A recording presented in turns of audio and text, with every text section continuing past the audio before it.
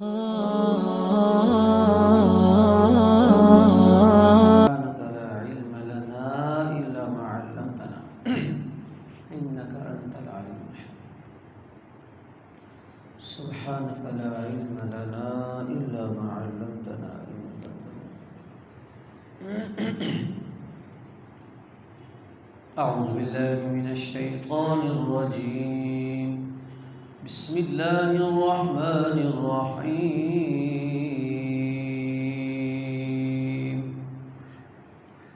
سبحان الذي أسرى بعبده ليلا من المسجد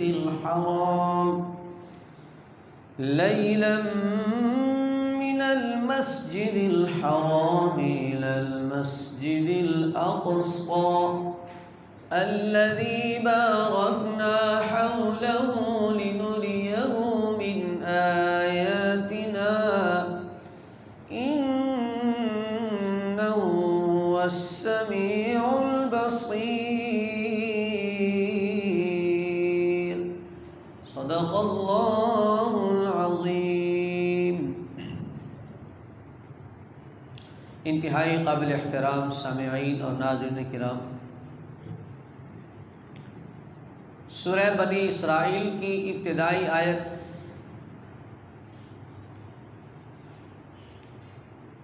جس میں اللہ تبارک و تعالی نے میرے اور آپ کے محبوب پیغمبر امام الانبیاء شافع روز جزا حبیب کبریا احمد مجتبی حضرت محمد مصطفیٰ صلی اللہ علیہ وسلم کے واقع معراج کو بیان فرمایا ہے۔ میں نے عرض کیا تھا کہ معراج حضور نبی کریم صلی اللہ علیہ وسلم کا دوسرا سب سے بڑا معجزہ ہے اور عظیم معجزہ ہے کہ باقی تمام انبیاء علیہ السلام کو اللہ تعالیٰ نے معراج سے نوازا، لیکن آسمانوں کے نیچے نیچے، اور میرے اور آپ کے محبوب پیغمبر نبی کریم صلی اللہ علیہ وسلم کو رب العالمین نے معراج سے نوازا، آسمانوں سے بھی اوپر عرش بری پر لے جا کر، اور تمام انبیاء علیہ السلام کا معراج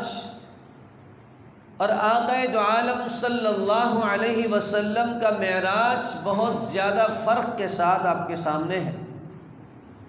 کہ رب العالمین نے دیگر انبیاء علیہ السلام کے معراج کو صرف ایک صفت قرار دیا، ایک واقعہ قرار دیا، ایک نعمت قرار دی، لیکن آقا دو عالم صلی اللہ علیہ وسلم کا معراج واقعہ بھی ہے، نعمت بھی ہے، سفر بھی ہے، اور بہت سارے واقعات کا مجموعہ بھی ہے، اور امت کے لیے نعمتوں کے انبار ہیں اور امت کے لیے بہترین تحائف بھی اللہ تبارک و تعالی نے اس معراج میں نبی کریم صلی اللہ علیہ وسلم کو عطا فرمائے۔ اور اس معراج کے واقعے کے ذریعے سے اللہ تبارک و تعالی نے بہت سارے لوگوں کو نیست و نابود فرما دیا، گہرائی میں پہنچا دیا، اور انہوں نے اپنے تکبر، اپنے خیالات باطل کو سامنے لا کر اپنے آپ کو ذلیل و خوار کیا، اور اسی واقع معراج کے ذریعے سے اللہ تبارک و تعالی نے بہت سارے لوگوں کو اعلیٰ مقام عطا فرمائے، جس میں سر دست ابو بکر صدیق رضی اللہ تعالی عنہ ہیں، جنہوں نے اس وقت آپ کی تصدیق فرمائی اور صدیق اکبر کا لقب پایا۔ بڑا تفصیلی واقعہ ہے، لیکن درس قرآن کا یہ مختصر وقت اس واقعہ کا احاطہ کرنے کے لیے کافی نہیں ہے۔ گزشتہ درس میں آپ حضرات نے سنا کہ نبی کریم صلی اللہ علیہ وسلم مسجد حرام سے مسجد اقصی تشریف لے گئے. آپ کو باقاعدہ بلایا گیا، لے جایا گیا، اور آپ صلی اللہ علیہ وسلم کے لیے زبردست انتظامات کیے گئے، اور آپ صلی اللہ علیہ وسلم کے ساتھ جبریل امین علیہ السلام خصوصیت کے ساتھ نورانی فرشتوں کا سردار آپ کا رفیق سفر ہے. اور پھر مسجد اقصی سے آسمانوں کی سیر ہوئی. آپ نے سنا پہلے آسمان پہ تشریف لے گئے، دوسرے پہ لے گئے، تیسرے پہ تشریف لے گئے، اور چوتھے، پانچویں، چھٹے آسمان، ساتویں آسمان، سارے آسمانوں کی اللہ تبارک و تعالی نے آپ کو سیر عطا فرمائی. اور ہر آسمان پر انبیاء علیہم السلام کے ساتھ آپ کی ملاقاتیں ہوئیں، اور ہر نبی نے آپ کا استقبال کیا. کسی نے بیٹا کہہ کر استقبال کیا، کسی نے بھائی کہہ کر استقبال کیا، اور کسی نے آپ کو مرحبا کہا، کسی نے آپ کو خوش آمدید کہا. اور بہت سارے نبیوں نے آپ صلی اللہ علیہ وسلم کے لیے نیک خواہشات اور دعاؤں کا اہتمام فرمایا. اور جب آپ صلی اللہ علیہ وسلم سدرۃ المنتہا پہ تشریف لے گئے، 7ویں آسمان پر آپ نے بیت المعمور کو دیکھا. زمین پر بیت اللہ ہے، اسی کے سیدھ میں اوپر 7ویں آسمان پر بیت المعمور ہے. اور فرمایا کہ بیت المعمور کے ساتھ جناب ابراہیم خلیل اللہ علیہ السلام ٹیک لگائے ہوئے بیٹھے تھے، تشریف فرما تھے. انہوں نے بھی آپ صلی اللہ علیہ وسلم کا گویا استقبال فرمایا. اور یہ بیت المعمور وہ ہے کہ جس کا جو ہے روزانہ 70,000 فرشتے طواف کرتے ہیں، اور جو 70,000 فرشتے روزانہ اس کا طواف کرتے ہیں، جو ایک مرتبہ طواف کرتا ہے، فرمایا قیامت تک اس کا نمبر نہیں آتا. اتنی بڑی تعداد ہے فرشتوں کی کہ 70,000 فرشتے ایک دن میں اس کا طواف کرتے ہیں.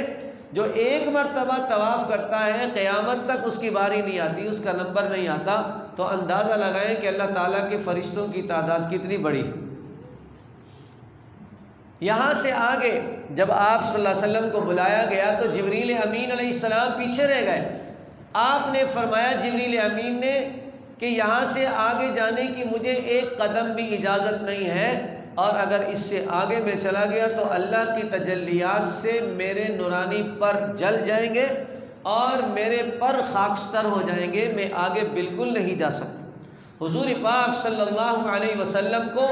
اللہ تبارک و تعالی نے فرشتوں کے ذریعے سے آپ کا شق صدر فرمایا. آپ کا گویا کہ ظاہری آپریشن ہوا. فرشتوں نے، جبریل امین نے خود آپ کا آپریشن فرمایا، اور آپ کے سینہ مبارک کو اس طرح کے انوارات اور تجلیات سے بھر دیا گیا کہ آپ صلی اللہ علیہ وسلم عرش بری تک سفر کر سکیں.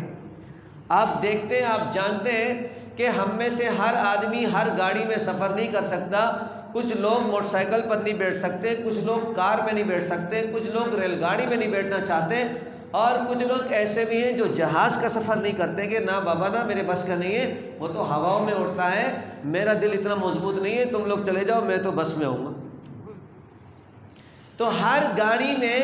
سفر کرنے کے لیے دل چاہیے، جگر چاہیے، مضبوطی چاہیے. تو آپ صلی اللہ علیہ وسلم نے تو براق پر بیٹھنا تھا، آپ نے آسمانوں کی سیر کرنی تھی، آپ نے جنت دوزخ کا نظارہ کرنا تھا، آپ نے رب العالمین سے گفتگو کرنی تھی، سدرۃ المنتہا سے آگے کا سفر کرنا تھا. تو اللہ تبارک و تعالیٰ نے پہلے ہی آپ صلی اللہ علیہ وسلم کے لیے یہ سارے معاملات حل فرما دیے، اور آپ کے سینہ مبارک میں اس طرح کے انوارات اور تجلیات سے بھر دیے تاکہ آپ کو کسی سفر میں کوئی پریشانی اور مشکل کا سامنا نہ ہو. چنانچہ نبی کریم صلی اللہ علیہ وسلم آپ خود دیکھیں کہ آدمی سیڑھی پہ چڑھتا ہے. اب سیڑھی جو ہے پہلی منزل تک ہے، کوئی مسئلہ نہیں، دوسری منزل تک میں کوئی مسئلہ نہیں، تیسری چوتھی منزل پہ سیڑھی لگی ہوئی ہو تو آدمی ذرا دیکھتا ہے یار چڑھوں بھی یا نہیں. ہاں جی، چوتھی منزل پہ باہر روڈ سے سیڑھی لگی ہوئی ہو اور بندہ کہ چڑھو جائے، تو ہر آدمی نہیں چڑھے گا اوپر، وہی چڑھے گا جو بلڈنگ کا کام کرتا ہے یا جس کو عادت ہے، جو بار بار جانے کا تجربہ رکھتا ہے، ورنہ کہے گا نہیں بھائی میں تو بس پہلی دوسری منزل تک جا سکتا ہوں، یہ چوتھی منزل پہ سیڑھی لگی ہوئی ہے میں تو نہیں جاتا۔ تو اندازہ لگائیں کہ مسجد اقصیٰ سے اگر سیڑھی لگی ہوئی ہے پہلے آسمان پہ تو کوئی جائے گا؟ عام آدمی، عام آدمی تو کیا جائے گا؟ کوئی بزرگ آدمی، کوئی اللہ کا ولی، کوئی مضبوط کمانڈر، جنرل کرنل، کوئی بھی کہے گا بھائی نہ بابا میرے بس کا نہیں ہے، آسمان پہ سیڑھی لگی ہوئی ہے، کوئی ایسے تھوڑی کہ مینارے پہ لگی ہوئی ہے یا کسی چھت پہ لگی ہوئی ہے میں چڑھ جاؤں۔ تو مسجد اقصیٰ سے آپ کی جو روانگی آسمان کی طرف ہے وہ ایک خوبصورت سیڑھی کے ذریعے سے ہے، اور وہ لفٹ کے ذریعے سے ہے کہ آج ہم لفٹ کا تصور کر سکتے ہیں، ورنہ یہ سوال اور یہ بات سمجھنا ہمارے لیے دشوار ہوتی، لیکن اب ہم سمجھتے ہیں جب 25 منزلہ اور 30 منزلہ تک اور باہر ملکوں میں 150-200 منزلہ تک لفٹ میں بندہ چڑھ سکتا ہے، تو نبی کریم صلی اللہ علیہ وسلم تو امام الانبیاء ہیں، سرور کونین ہیں، دو جہانوں کے بادشاہ ہیں، آپ کے لیے جو لفٹ کا انتظام کیا گیا، جو سیڑھی کا انتظام کیا گیا، وہ اس سے زیادہ جدید ہوگا، اور اس سے زیادہ اللہ تبارک و تعالیٰ نے اس کے اندر مضبوطی ڈالی ہوگی، خصوصیت، اور جیسے کنفرٹیبل کہا جاتا ہے کہ جناب آدمی اطمینان کے ساتھ اس سے سفر کر رہا ہے، تو کوئی سیڑھی کا معیار آپ تصور نہیں کر سکتے کہ یار کیسی سیڑھی ہوگی وہ کہ بندہ آسمان پہ چڑھ جائے۔ تو ہمارے خیال اور تصور بہت چھوٹے ہیں، لیکن اللہ کی قدرت اس سے بہت بڑی۔ تو رب العالمین نے آسمان تک آپ کو پہنچایا، تو یہ سارا جو منظر ہے جانے آنے کا، اس کے لیے جو دل گردہ چاہیے وہ اللہ تبارک و تعالی نے اپنے پیارے حبیب نبی کریم صلی اللہ علیہ وسلم کو پہلے ہی عطا فرما دیا، تاکہ آپ کو ان میں سے کسی سفر میں کسی پر، اور سیڑھی تو سیڑھی، جس براق پر آپ نے مسجد حرام سے مسجد اقصیٰ کا سفر کیا، فرمایا وہ اتنا تیز کہ جہاں نگاہ پڑے وہاں اس کے قدم پڑے۔ ہم تو جناب رکشے والا، گاڑی والا اگر تھوڑا تیز چلا کے دیں، بابا ذرا آہستہ چلا، ہم نے آگے بھی جانا ہے، پہنچنا ہے، اور پھر واپس گھر بھی آنا ہے، کس طرح چلا رہا ہے؟ تو یہ کوئی چلانے کا طریقہ ہے؟ کتنے لوگ ڈانٹ دیتے ہیں گاڑی والوں کو کہ بھائی ذرا ہوش سے چلاؤ۔ اور اگر کوئی گھوڑے والا یا اونٹ والا یا اس طرح کوئی جانور والا بھی آپ کو جناب ساحل سمندر پہ، سیویوں میں کسی جگہ پہ آپ کی سیر و تفریح کرنے کے لیے آپ بیٹھ گئے، اس نے جناب اسپیڈ لگا دی، تو بندے کے تو آپ کا دل گردہ کام کرنا چھوڑ دے گا، اور انسان کی جو ہے ہوائیاں اڑ جاتی ہیں کہ جناب میں نے تو یہ نہیں کہا تھا کہ مجھے ہوائی جہاز بنا دو، بھائی تھوڑی سی سیر و تفریح کے لیے میں بیٹھ گیا تھا،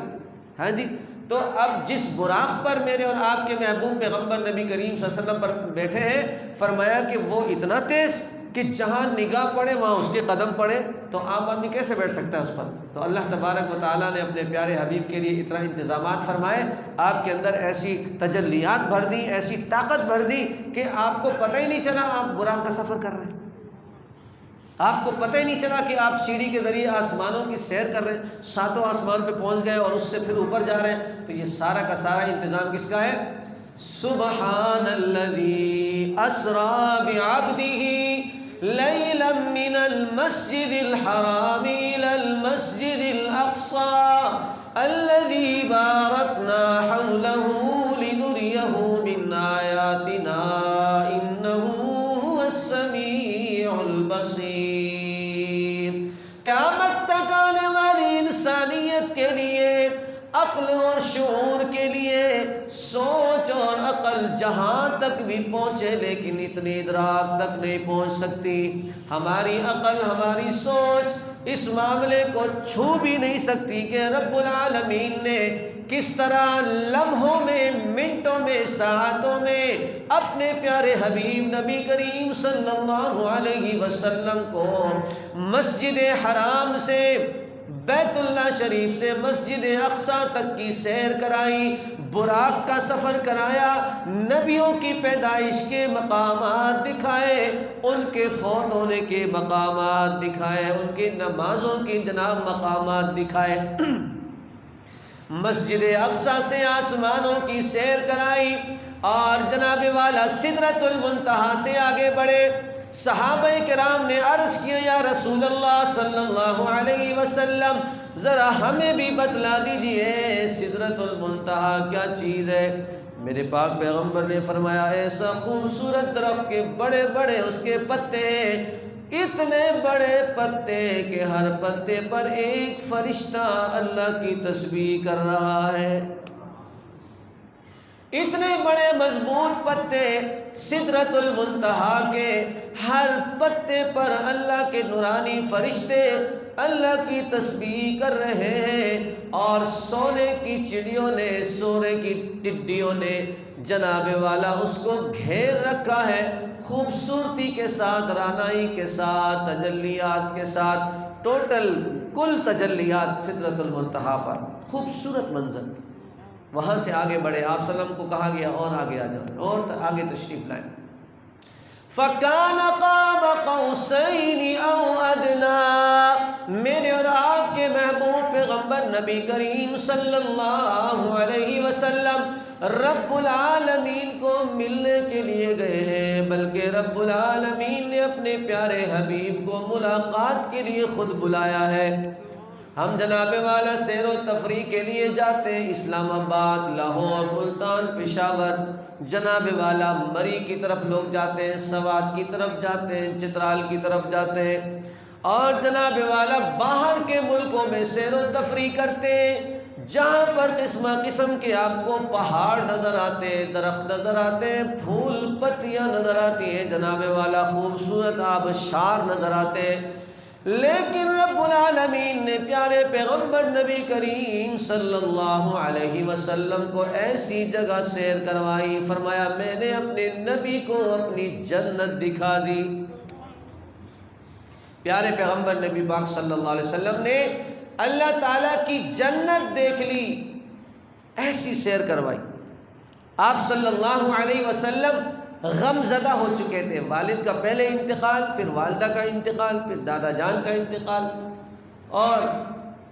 اسی طرح جناب والا آپ کی کئی عزیز دنیا سے رخصت ہو گئے، اور آپ تنہائی کا شکار ہوئے، پریشانیوں میں گھرے۔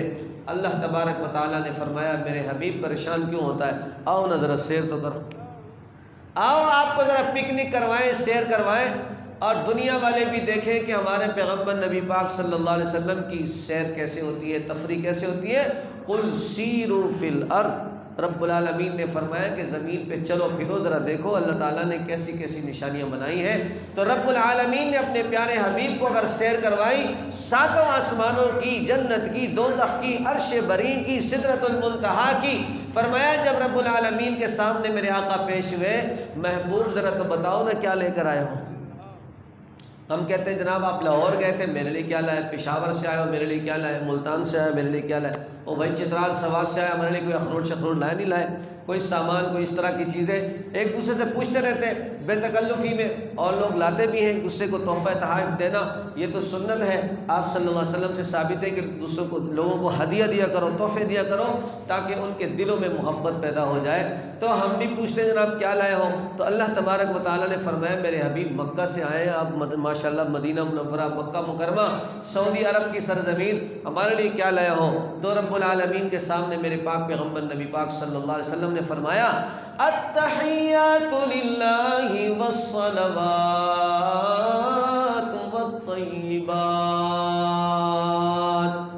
ساری کائنات کے مالک تو آپ ہیں، ساری کائنات کی نعمتیں بھی آپ کے پاس ہیں، ساری کائنات کی دولت بھی آپ کے خزانوں میں ہے، رب العالمین میں آپ کے لیے کیا لا سکتا ہوں۔ فرمایا التحیات للہ والصلوات والطیبات، قیامت تک آنے والی انسانیت نوٹ کر لے کہ رب العالمین کے سامنے پاک پیغمبر نے فرمایا کہ میری بدنی، جسمانی، روحانی ساری عبادتیں تیرے لیے ہیں، میں تو صرف اخلاص کا تحفہ لے کر آیا ہوں،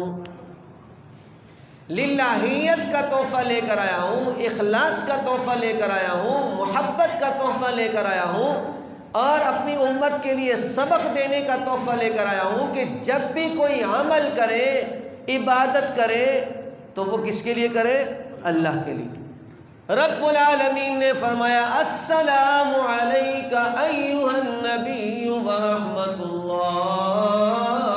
وبرکاتہ، رب العالمین نے فرمایا میرے پیارے حبیب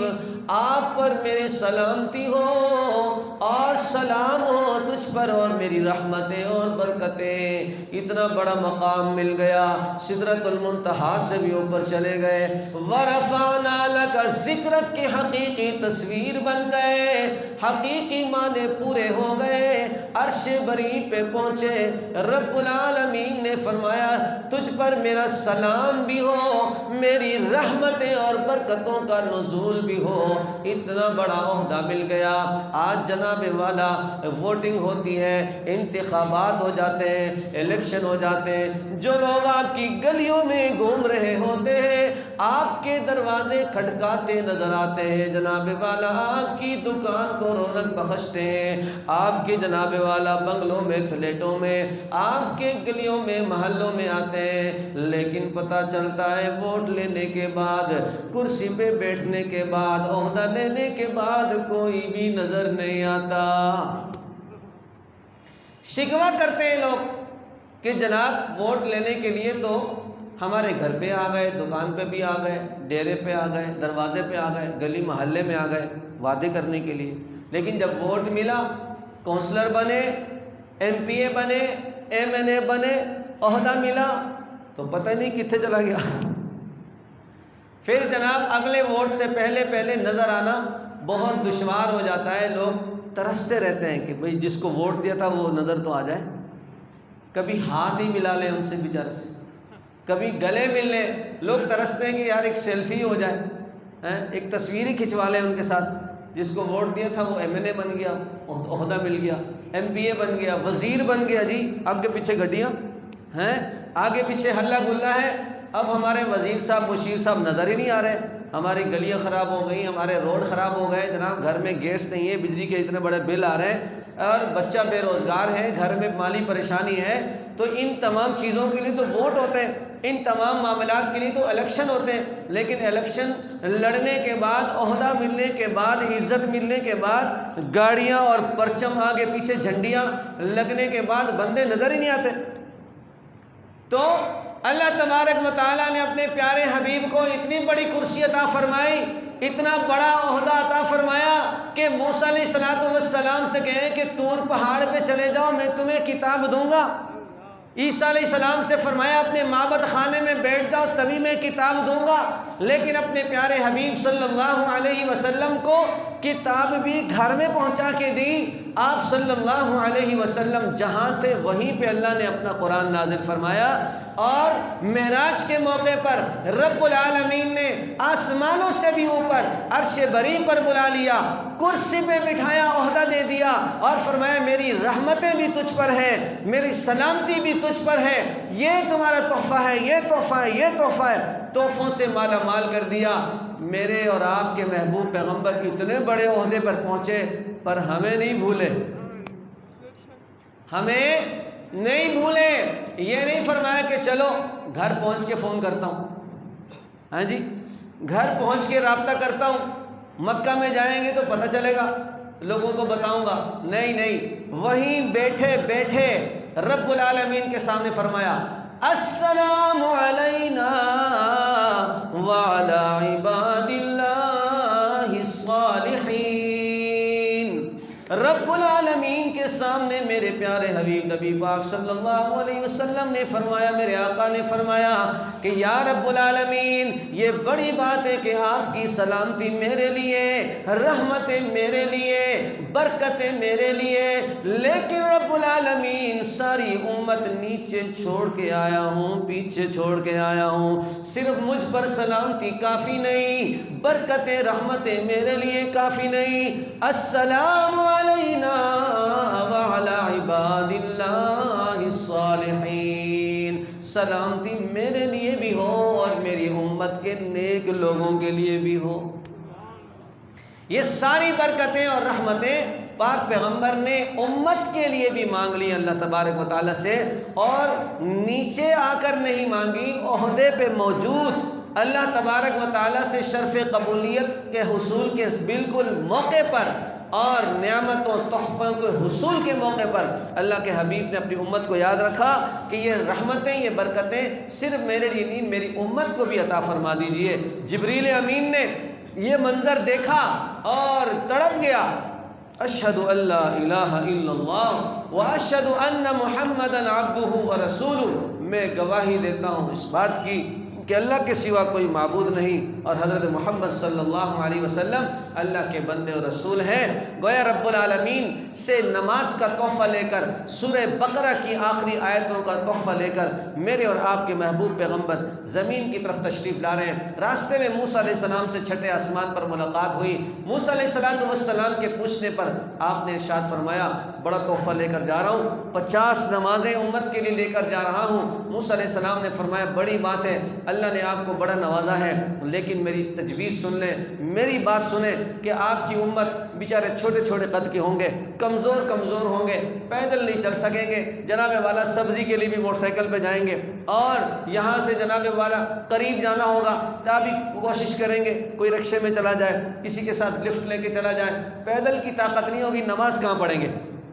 اور مسجدوں میں آنے کی ہمت بڑی کم ہوگی۔ لہذا میں آپ سے 10 بستہ گزارش کرتا ہوں کہ میری امت جو ہے وہ 3 نمازیں نہیں پڑھ سکی، آپ کی امت 50 کہاں سے پڑھے گی؟ آپ جائیں، آپ بڑی ہستی ہیں، اللہ کے مقرب نبی ہیں، نبیوں کے بھی نبی ہیں، آپ جا کے درخواست کریں تاکہ اس میں کوئی کمی ہو جائے۔ نبی پاک صلی اللہ علیہ وسلم واپس تشریف لے گئے، اور اس بہانے سے رب العالمین سے پھر آپ کی گفتگو ملاقات ہوئی، اور آپ کو 5 نمازیں کم کر دی گئیں۔ روایات میں کبھی کہیں 10 اور 5 کا ذکر ہے، اور موسیٰ علیہ السلام آپ کو بار بار مشورے دیتے رہے اور آپ بار بار تشریف لے جاتے رہے۔ اللہ تبارک و تعالیٰ کی تجلیات اور اللہ تعالیٰ کی چشم دید گواہی آپ کے اندر مضبوط ہوتی گئی، یہاں تک کہ فرمایا 5 نمازیں رہ گئی۔ موسیٰ علیہ السلام نے فرمایا جناب میرے والے تو 3 نہیں پڑھے، آپ والے ان سے بھی کمزور ہوں گے تو 5 کیسے پڑھیں گے؟ لیکن میرے آقا صلی اللہ علیہ وسلم نے فرمایا جناب اب تو مجھے شرم آتی ہے واپس جاتے ہوئے۔ رب العالمین نے فرمایا کہ جناب ہماری بات نہیں بدلتی، ہمارا قول نہیں بدلتا، میں نے بات جو کی تھی وہی ہے، آپ کی امت کے لوگ 5 نمازیں پڑھیں گے لیکن ثواب میں 50 کا ہی ادا کروں گا۔ تو جو پڑھے 5 اور ثواب پائیں 50، اتنا بڑا ثواب اور اتنی بڑی نعمت یہ نبی کریم صلی اللہ علیہ وسلم کی برکت سے ملی۔ اور سورہ بقرہ کی آخری آیتیں 2 آمن الرسول بما انزل الیہ من ربہ سے فانصرنا علی القوم الکافرین تک، یہ 2 آیتیں یہ عرش کے خزانوں میں سے اللہ تعالیٰ نے عطا فرمائے ہیں، اور میرے اور آپ کے محبوب پیغمبر نبی کریم صلی اللہ علیہ وسلم نے فرمایا میری چاہت میری خواہش ہے کہ میری ہر امتی کو یہ آیتیں یاد ہونا چاہیے، میری ہر امتی کو یہ آیتیں یاد ہوں۔ لہذا سورہ بقرہ کی آخری آیتیں ہر مسلمان یاد کرے، نمازوں میں پڑھے، ذکر اذکار میں پڑھے، چلتے پھرتے پڑھے، یہ عرش کے خزانوں میں سے آیتیں نازل ہوئی ہیں۔ اللہ تبارک و تعالیٰ نے نماز کا تحفہ میں عطا فرمایا، میرے آقا نے فرمایا نماز میری آنکھوں کی ٹھنڈک ہے، نماز مومن کی معراج ہے، نماز دین کا ستون ہے، جس نے نماز ادا کی اس نے پورے دین کو قائم کیا، جس نے جناب نماز نہیں پڑھی، نماز چھوڑ دی، اس نے دین کو چھوڑ دیا۔ مومن اور کافر کے درمیان فرق نماز ہے، اللہ سے ملاقات کا ذریعہ نماز ہے، سجدوں کا ذریعہ نماز ہے، اور جناب والا اللہ سے مانگنے کا ذریعہ نماز ہے۔ تو معراج کو بیان کرنا، سننا، سبحان اللہ کہنا، ماشاء اللہ کہنا، یہ سب اپنی جگہ پر ہے، لیکن جو معراج کا مین تحفہ ہے وہ نماز ہے۔ نماز کسی حال میں جناب والا وہ معاف نہیں ہے۔ نماز اور دیگر عبادات میں فرق دیکھیں کہ تمام عبادات کو اللہ تبارک و تعالیٰ نے فرش پہ نازل فرمایا، روزے کا حکم فرش پہ آیا ہے، زکوٰۃ کا حکم فرش پہ آیا ہے، حج کا حکم فرش پہ آیا ہے، جہاد کا حکم فرش پہ آیا ہے، لیکن نماز کو اللہ تعالیٰ نے اتنی بڑی اہمیت دی کہ فرش پر اس کا نزول نہیں ہوا، بلکہ رب العالمین نے اپنے پیارے حبیب کو اپنے پاس بلا کر خصوصی میٹنگ کر کے اللہ تعالیٰ نے نماز کا تحفہ عطا فرمایا۔ تو ہمیں اس کی قدر کرنی چاہیے۔ دعا ہے کہ اللہ تبارک و تعالیٰ ہم سب کو، ہر مسلمان کو 5 وقت کی نماز پابندی کے ساتھ جماعت سے پڑھنے کی توفیق عطا فرمائے، اور ایک دوسرے کو نماز کی تاکید کرنے کی بھی توفیق عطا فرمائے۔ صلی اللہ تعالیٰ